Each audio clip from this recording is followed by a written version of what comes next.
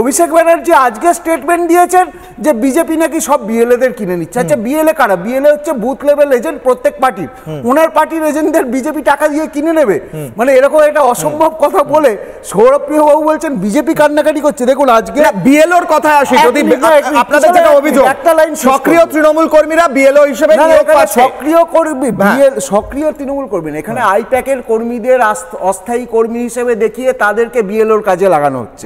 আমি ইসিআইকে বলবো, ইসিআই এর নিয়ম আছে, যদি রাজ্য সরকার তাদেরকে যথেষ্ট সংখ্যক কর্মী না দিতে পারে, তারা সেন্ট্রাল গভর্নমেন্ট অর্গানাইজেশন থেকে নিতে পারে, তারা ব্যাংক থেকে নিতে পারে, যে এই জায়গাগুলো থেকে তারা বিএলও নিন। যদি রাজ্য সরকার না দিতে পারে এই জায়গা থেকে বিএলও নিন এবং তাদের দিয়ে কাজ করান, কিন্তু ভোটার তালিকা পুরোপুরি পরিষ্কার চাই, একদম সাফ ভোটার তালিকা চাই। সেখানে যেন কোনো দীপক ঘোষের নাম না থাকে, ব্রাত্য বসুর বাবার নাম না থাকে, কোনো রঞ্জিত ঘোষের নাম না থাকে। বেশ।